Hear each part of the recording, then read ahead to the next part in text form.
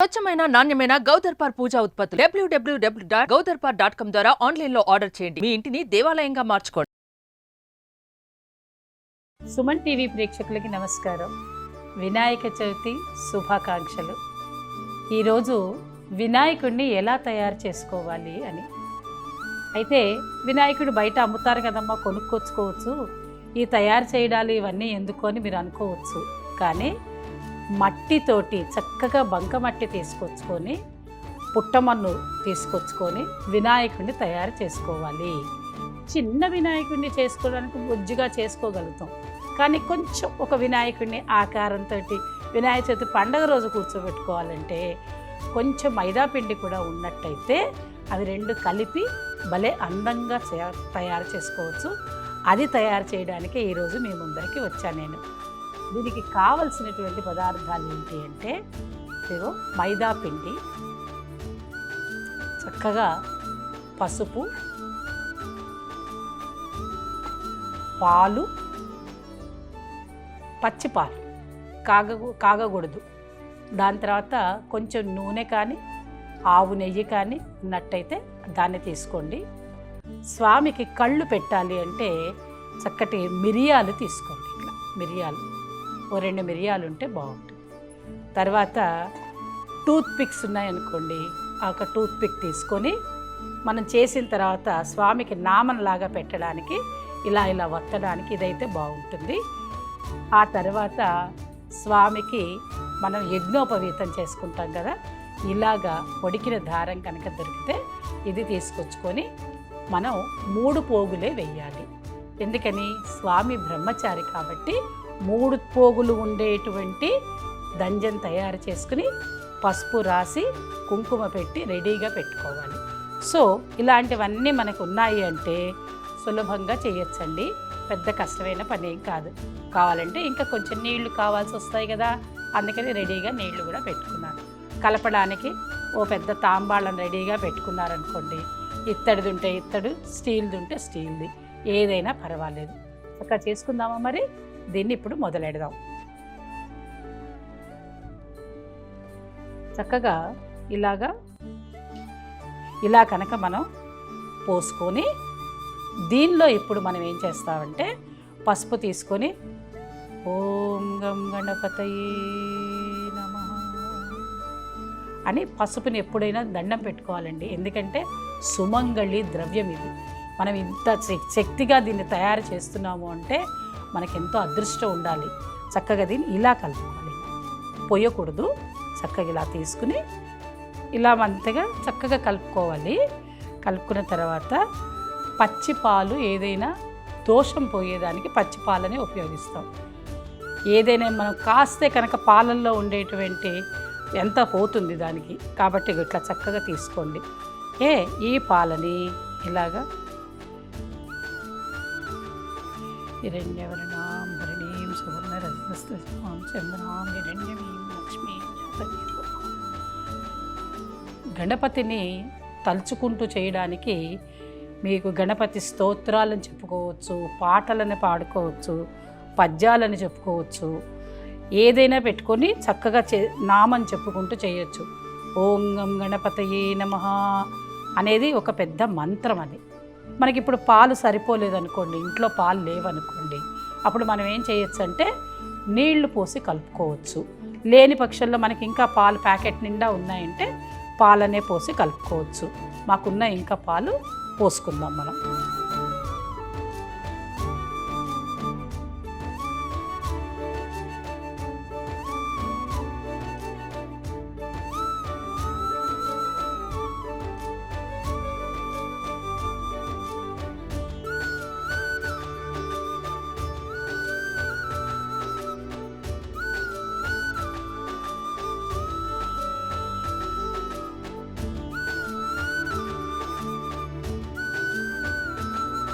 ఇలాగ పాలు పోసుకొని చక్కగా మనం పాలు పోసుకున్నాం అంతే, ఇలా కలిపేసాం. నెయ్యి నూనె ఎందుకు పెట్టుకుంటాము అని అంటే, ఎప్పుడైనా సరే ముద్ద అతుక్కోకుండా ఉండడానికి, చేతికి ఏదైనా గబుక్కున తీసుకోవడం కోసం మాత్రమే పెడతామే తప్ప ఇంత నూనెలు పోసి పూరీల పిండిలాగా చెయ్యం మనం. ఇలా చేసుకున్నాక ఎలా తెలుస్తుందమ్మా మనకి అంటే, ఇలా ఏం లేదు, ఒక చేత్తో ఇలా తీసి చూస్తే వచ్చిందా లేదా, ఇలా వచ్చింది కదా అంటే పిండి రెడీ అయ్యింది చేసుకోవడానికి అని. చూస్తే ఇట్లా వేసామనుకో బాగుంది. ఇప్పుడు దీన్ని ఏం చేస్తాము అని అంటే, చక్కగా ఒక 11 కానీ 13 కానీ ఉండలు తయారు చేసుకొని పెట్టుకుంటాం. చక్కగా ఉండలన్నీ ముందే రెడీ చేసుకోవాలి. ఈ చేసుకున్న తర్వాత వినాయకుడిని ఎట్లా చేస్తారో చూపిస్తాను నేను.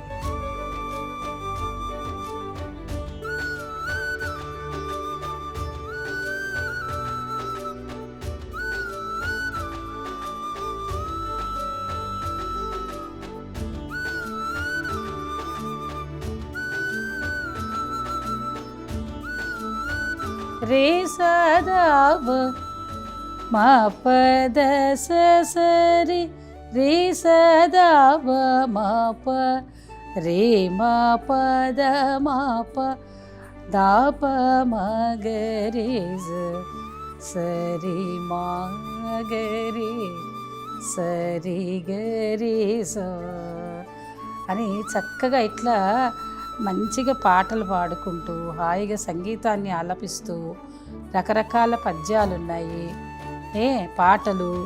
చిన్నపిల్లలు చెప్పేది ఏంటో చెప్పనా? శుక్లాంబరధరం విష్ణుం శశివర్ణం చతుర్భుజం ప్రసన్నవదనం ధ్యాయేత్ సర్వ విఘ్నోపశాంతయే అని చెప్పడం. ఇలా ఎంత బాగా చక్కగా చూసారా? మన స్వామిని కూర్చోబెట్టడానికి కోసం నీట్గా ఏం వేసాం, ఒక పద్మం వేసాం. మనం ఏం చెప్పుకుంటాం, తామరాకు కావాలని పద్మం కావాలి అని అంటాం కదా. ఇలాగా ఒక పద్మం వేసుకొని ఈ పద్మానికి చక్కగా కుంకుమ తీసుకుని ఇలాగ మొదట్లో కుంకుమ పెట్టేసుకొని చక్కగా ఇలా పెట్టాలి.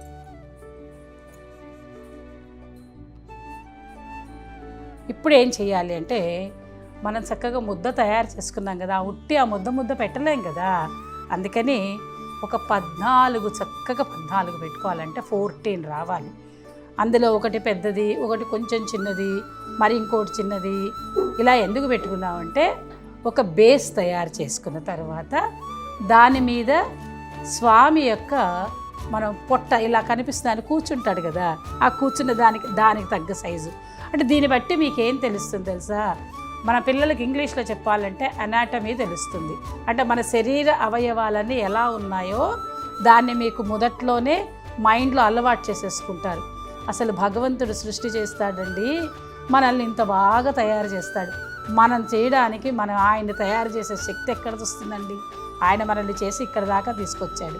మనం పిల్లలకి ఏం నేర్పిస్తున్నాం? మీరు ఓ బొమ్మ తయారు చేయండి అంటే, ఈ బొమ్మను ఎవరు చేశారో తెలుసా? పార్వతీదేవి చక్కగా నలుగు పిండితోటి చేసింది. అందుకు నేను ఈ ప్రతీకలు చూపించింది కారణం. పార్వతీదేవి చక్కగా ఒంటికి నలుగు పెట్టుకొని ఆ పిండిని తీసి పక్కన పెట్టుకున్నాక, నాకు ఆడుకోవడానికి ఒక బొమ్మ కావాలి అన్నట్టుగా ఆవిడ ఒక బొమ్మను తయారు చేసింది. ఊరికే ఆ బొమ్మను చేసి ఇలా చూడంగానే దీనికే మనం ఒక ప్రాణప్రతిష్ఠ చేస్తే ఎంత బాగుంటుంది కదా అని ఆవిడ చేతిలో ఉన్నది కదండి శక్తి అంతా, ఆవిడ ప్రాణప్రతిష్ఠ చేసేసిందిట. అయితే ఇంకా కథ ఉంది కదా, చెప్పుకుంటూ చేద్దాం మనం. ఇలాగా 1 2 3 4 5 6 7 8 9 10 11 12 13 14 ఒక చిన్నగా 2 3 లడ్డూలు అంటే ఉండ్రాళ్ళను కూడా దీంతోటే సరదాగా చేసుకొని ఓ పక్కన పెట్టుకోవచ్చు. అయితే స్వామి అందంగా రావాలి అని మాత్రం మీరు అనుకోకూడదు. ఎందుకని? ఆయన అందాన్ని మనం చేసేంత శక్తి మనకి లేదు. కానీ ఆయన మనకు ఒక బుద్ధి పుట్టించాడు. ఏమని? తయారు చేసే విధానాన్ని నేర్చుకోండి, ఇలా చెయ్యండి అని చెప్పాడు. అందుకని మనం ఏం చేస్తాం? అమ్మ చేసినట్టుగానే చేసి ఎలా చేశారనుకోండి, ఇలా పెట్టంగానే ఆయనకు అన్ని పువ్వులు ఆకులు పెట్టంగానే భలే అందంగా చక్కగా కనిపిస్తాడు. కాబట్టి ఇలా తయారు చేసి రెడీగా ఈ పక్కన పెట్టుకోండి.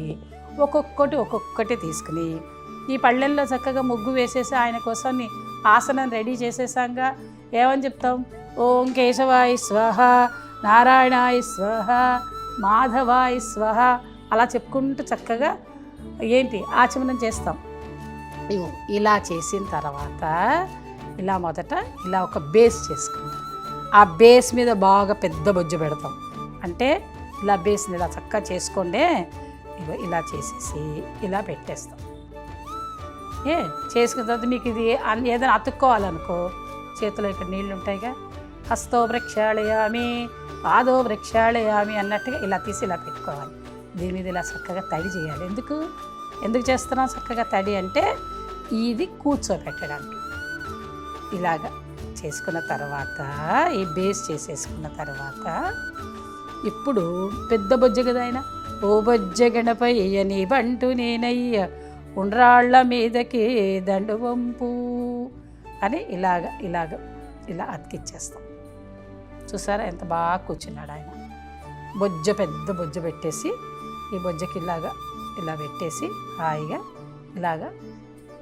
మళ్ళీ పైన కొంచెం అతికించాలంటే ఇలాగే చేయాలిగా.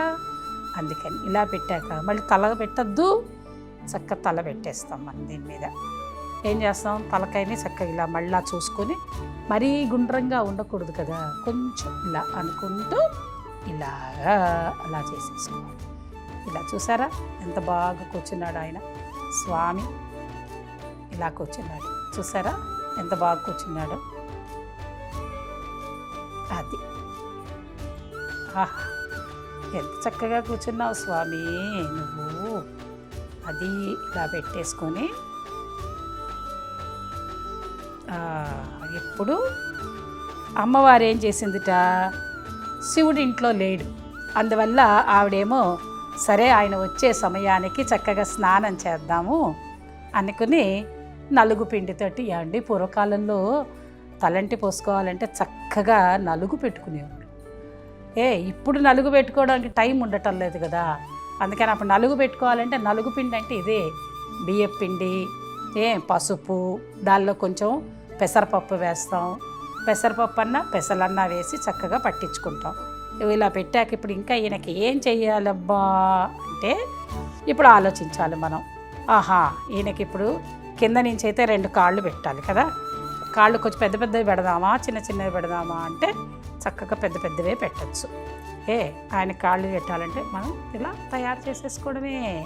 ఇలా 2 చేసుకొని రెడీగా పెట్టేసుకొని ఫస్ట్ ఇలా పెట్టుకోవాలి. ఒకటి ఇలా వచ్చింది కదా, ఇంకొకటి కూడా అంతే తీసుకొని వచ్చిందా లేదా, కొంచెం ఒక కాలు కొంచెం పెద్దదిగా, ఒక కాలు ఇలా కూర్చున్నట్టుగా పెడతాం కదా ఆయనని. ఆయన భూమి మీద ఆనేటట్టుగా చేసినప్పుడు మళ్ళీ మన చేతులు ఉన్నాయిగా, ఇలా అంటే అయిపోయి ఆయన పాదాలు వచ్చేస్తాయి. ఇప్పుడు ఇవి రెండింటిని ఇలా తీసుకుని ఇలాగ కొంచెం ఇక్కడ నీళ్ళు ఇలా ఆనిచ్చేసి ఇలాగా పెట్టుకుంటూ అతికించుకోవాలి.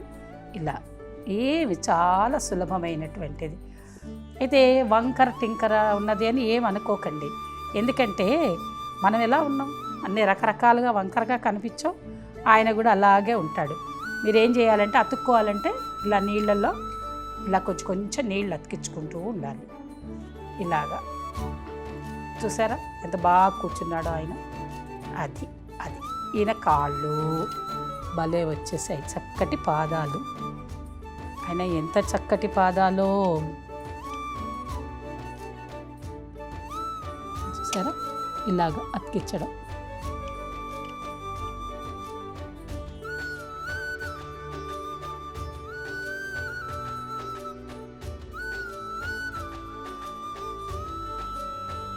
ఓం గం గణపతయే నమః. ఓం గం గణపతయే నమః. ఓం గం గణపతి. అమ్మవారు పార్వతీదేవి ఇలా చేసిందిట. ఇలా చేసిన తర్వాత కాళ్ళు 2 ఇలా పెట్టేసి ఇగో ఇలాగా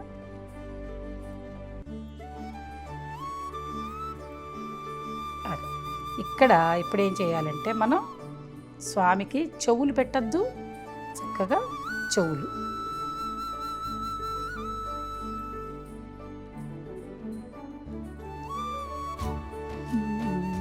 అది.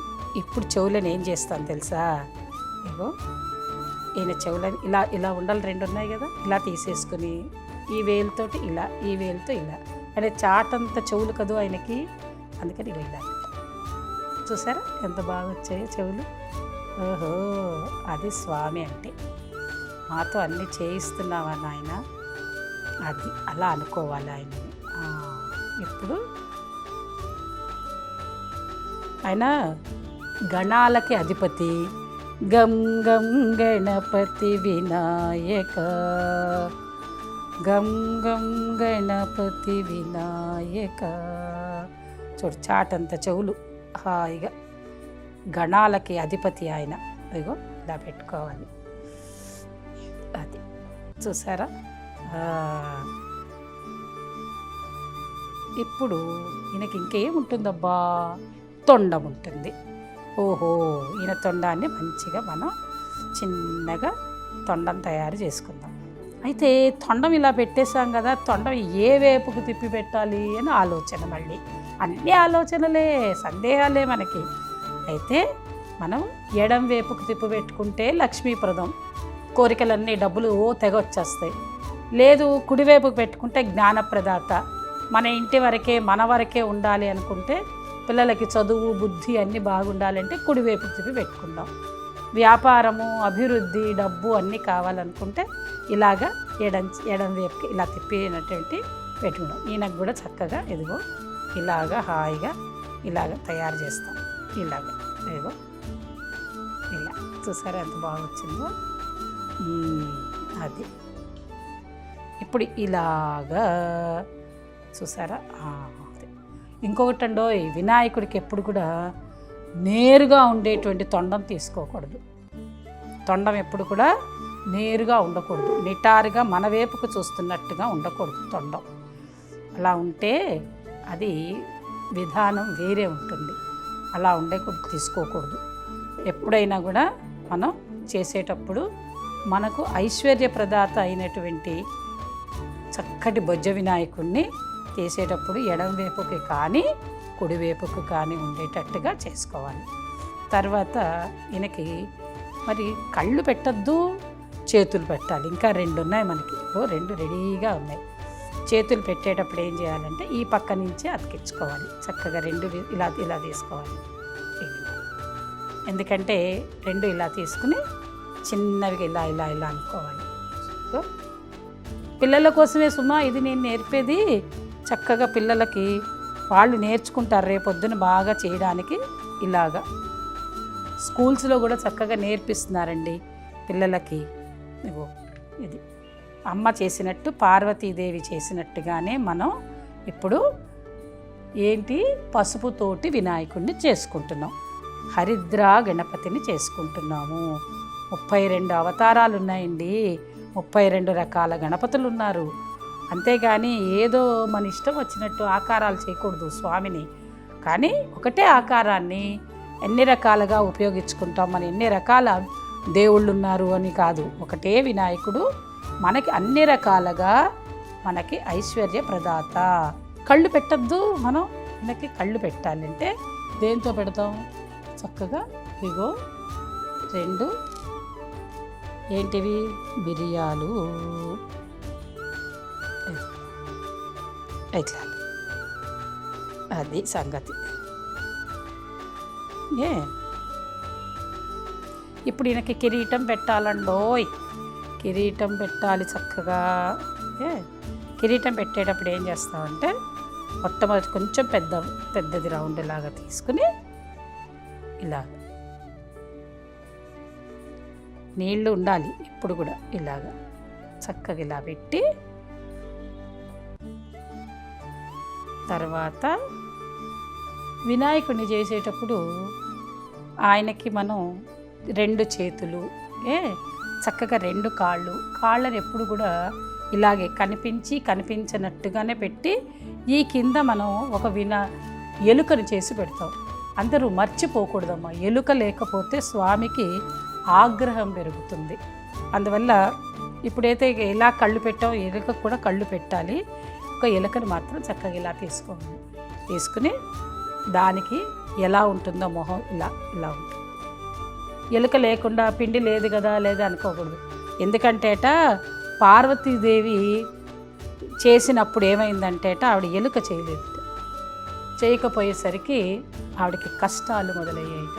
ఏమని కష్టాలు అంటే, తన కొడుకు ఏదైతే తయారు చేసి పెట్టిందో శివుడే తండ్రే వచ్చి తలకాయ నరకడం లాంటిది జరిగింది. ఎందుకని అంటే పార్వతీదేవి శివుడు కూడా అండి వినాయకుడిని పూజిస్తారు. ఏంటమ్మా వాళ్ళ కొడుకుని పూజ చేస్తారా అలాగా అని అనుకోవచ్చు మీరు. ఆయన కొడుకు అంటే మనకి చెప్పడం కోసమే కొడుకు తెలుసా. అసలు ఆయన మొత్తాన్ని విశ్వానికే ఒక ఆది గురువు. అందరూ ఆయన్నే పూజ చేసుకుంటారు. చూసారా, ఎలుకకి ఒక కన్ను, ఇంకో కన్ను కూడా పెట్టద్దు, అటువైపు ఇటువైపు రెండు చూస్తుంది. అయితే ఎలుకకి ఏమిటి తెలుసా ప్రతీక? చిన్న చిటుకంతలాగా కనిపిస్తుంది, కానీ కోరికలని విపరీతంగా ఏదైనా ఉన్నది అంటే పరిగెత్తుకు వెళ్ళి లాక్కొచ్చేస్తుంది. పరిగెత్తుకుంటూ ఇంకా ఏం మిగిల్చదు. ఎంతటి కష్టాన్నైనా కొరికి వేయగల సమర్థత ఎవరికి ఉన్నది అని అంటే ఒక్క ఎలుకకి మాత్రమే. వినాయకుడు మనకేం చేస్తాడు? చక్కగా కోరికలు తీరుస్తాడు కదా.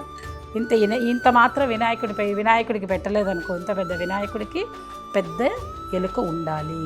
చిట్టి ఎలుక చూసారా, ఇక చూడు చిట్టి ఎలుక ఎంత బాగుందో, బుజ్జి కళ్ళు, దీనికి ఒక తోక. ఏ బాబులు మీరు అందరు ఇలాగే చేయాలి, తెలిసిందా? లడ్డు చేసుకోవద్దా? చూసారా ఎంత బాగా పొడిపిండి అన్నానే. ఈ పొడిపిండితోటి చేసుకున్నప్పుడు దీన్ని చక్కగా ఇలాగ పెట్టి ఇలా చేసామనుకో, ఇదిగో చక్కగా వస్తుంది ఇలాగా. ఇదిగో ఎంత పెద్ద ఉండ్రాయి పెట్టానో చూడండి ఇలాగా. అది ఆయనకి ఇష్టమైంది అది. అందుకని ఆయన అలా పెట్టేసిన తర్వాత ఆయన ఇలాగా ఒక చెయ్యేమో ఇలా ఇస్తారు. ఇదిగో ఇప్పుడు మనం ఏం చేస్తామంటే ఆయనకి ఏమెయ్యాలి?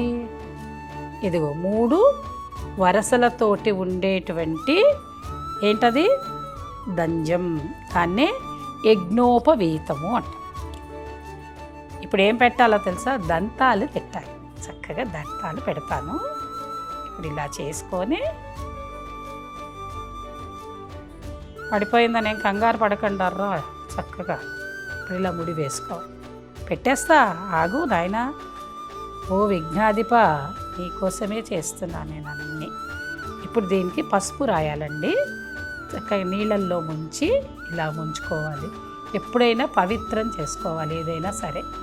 ఎదుగు ఇలా చేసుకున్న తర్వాత అయ్యో నీళ్ళు అవుతున్నాయి అలా అనుకోకండి. ఇలా చేసి ఇప్పుడు ఈ పసుపు తీసి చక్కగా ఇలా చేయాలి. ఇక చూసారు ఎంత బాగుందో. చక్కగా స్వామి ఇలాగా యజ్ఞోపవీతం సమర్పయామి అని మనం ఇలా వేస్తాం. స్వామికి వేసేటప్పుడు చక్కగా ఇలా వేస్తాం. ఇలాగ యజ్ఞోపవీతం వేస్తాం. వేసిన తర్వాత ఇలాగ వేసుకొని స్వామి తిప్పుకుంటే జాగ్రత్తగా ఇటువైపు కాకుండా ఇటువైపు ఇలా తిప్పు, జారిపోకుండా చేయాలి.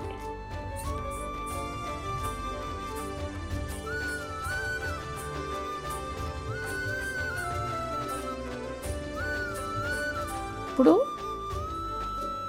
ఏం కావాలి? దంతాలు. ఇదిగో ఇలాగా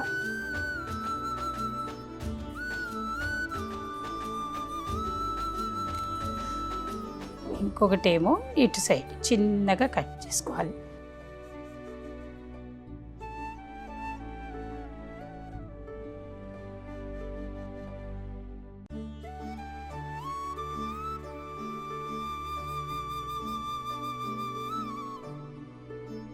ఇలాగా టూత్పిక్ని 2 భాగాలుగా చేసి చక్కగా ఒకవైపు కోసుగా ఉండే సైడ్ ఏమో ఇటు లెఫ్ట్ సైడ్ ఏమో పెద్దది, ఇటు సైడ్ చిన్నది పెట్టుకోవాలి మనం.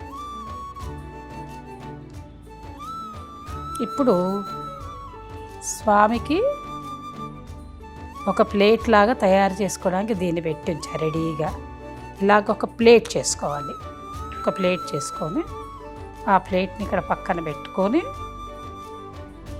మహాగణపతిం మనస స్మరామి మహాగణపతిం వశిష్ఠ వామదేవ దురవందిత మహాగణపతిం మహాదేవ సూతం మహాదేవ సూతం గురు గుహనుతం మహాదేవ సూతం గురు గుహనుతం మారకోటి ప్రకాశం శాంతం మహానాటకాధిక ప్రియం మహానాటకాధిక ప్రియం మూషిక వాహన మోదక ప్రియం మహాగణపతిం మనస స్మరామి మహాగణపతిం. పార్వతీదేవి వినాయకుడిని చేసింది ఆ రోజు ఇలా అయితే, ఆవిడ చక్కగా ఇగో ఉండ్రాళ్ళు చేసింది. తప్పకుండా కుడుములు చేసి నైవేద్యం పెట్టుకుంటాం. కానీ మనమేం చేయాలో తెలుసా? వాళ్ళ అమ్మని కూడా పెట్టి పూజ చేసుకోవాలి. ఇది హరిద్రా గణపతికి విశేషమైనటువంటిది ఏమిటి అని అంటే, పసుపు వినాయకుడిని చేసుకున్న తర్వాత పసుపుతోటి గౌరమ్మని చేసుకోవాలి. అందువల్ల మనం ఇక్కడ గౌరీదేవిని చేసి చక్కగా ఇలా బొట్టు పెట్టి చక్కటి పువ్వులు పెట్టి అమ్మవారికి ఇష్టమైనటువంటి పువ్వులను తీసుకొచ్చి పెట్టి వీళ్ళందరినీ పెట్టిన తర్వాత ఇంకొకళ్ళని మర్చిపోకుండా ఇదిగో ఈయన యొక్క వాహనం, ఎవరికైనా వాళ్ళ వాహనం ఉండాలి కదండి, అలాగా ఆయన యొక్క వాహనం ఏలుక. ఇలా కనుక తయారు చేసుకుని ఏమీ కష్టపడక్కర్లేకుండా చక్కగా ఒక మైదా పిండి, దాంతోపాటు పసుపు, హాయిగా కాసిన పాలు కలుపుకోవడం కోసం తీసుకున్న తర్వాత చక్కగా 13-14 ఉండల్లాగా తయారు చేసుకుని ఇలా చేసుకున్నాం అనుకోండి, అందంగా రాలేదా, దానికి ఏమైనా లెక్కలు ఉన్నాయా, వంకర పోయిందా, ఇవన్నీ ఏం ఆలోచించకండి. ఇందులో భగవంతుడు వచ్చి కూర్చునేటట్టు, ఈయన మనకి వరాలను ఇచ్చేటట్టు. ఎందుకని ఆయనకి ఇలాంటి తొండం పెట్టుకున్నాడు అంటే, అక్కడ శివుడు ఆయన యొక్క తలని నరికివేయడం వల్ల అయ్యో ఎలాగా అని తల్లి బాధపడుతూ ఉంటే ఎలా పెట్టాలి అని ఆలోచించినప్పుడు ఎక్కడో ఉత్తరాన ఎవరైతే మొహం పెట్టుకుని పడుకుని ఉన్నారో వాళ్ళ తల తీసుకొచ్చి పెట్టమని. ఎందుకంటే ఉత్తరం కుబేరస్థానం, అటువంటి కుబేరస్థానంలో ఎవరైతే ఉన్నారో వాళ్ళని తీసుకురమ్మని చెప్పంగానే పార్వతీదేవి ఈయన వెతికి అక్కడ గజాసురుడు పడుకుని ఉన్నాడు, అందుకని చెప్పి ఆ గజాసురుడు యొక్క తల తీసుకొచ్చి ఇక్కడ పెట్ట. ఏనుగు ఎలా ఉంటుందో అలాగే ఉంటాడండి స్వామి. కానీ ఎప్పుడు వినాయకుడు నవ్వుతూ ఉంటాడు. ఆయనకి ఏమి ఆహారం కావాలి అని అంటే హాయిగా ఆవిరి మీద ఉడకబెట్టినటువంటి ఉండ్రాళ్ళు, చక్కగా కుడుములు చేయడం కూడా చాలా సులభం అండి. బియ్యపిండితో చేసేసి చక్కగా ఇలా పెట్టుకోవడమే, అంతే. ఈ రకంగా కనుక మనం తయారు చేసి ఇలాంటి వినాయకుడిని మనం కూడా ఇంట్లో తయారు చేసుకుందాం. పర్యావరణ పరిరక్షణ కోసమే మనం ఇంత ప్రయత్నం చేస్తున్నటువంటిది. వీలైతే చక్కగా మట్టి తీసుకొచ్చి మట్టితోనే చేసుకోండి. ఆ మట్టిలో కూడా గింజలని పెట్టి వినాయకుడిని తయారు చేయండి. లేదంటే అమ్మవారు చేసినట్టుగా హరిద్రా గణపతిని తయారు చేసుకోండి. ఇలా పసుపుతోటి తయారు చేసి చక్కగా పిల్లలతో చేయించండి. ఈ పసుపు వినాయకుడిని పెట్టి పూజ చేస్తే సత్ఫలితాలని పొందుతారు. కోరుకున్న కోరికలన్నీ నెరవేరుతాయి, అష్టైశ్వర్యాలు కలుగుతాయి. కాబట్టి హాయిగా వినాయక చవితి శుభాకాంక్షలతోటి మీ ముందు ఈ వినాయకుడిని పెడుతున్న మీ కల్పవల్లి.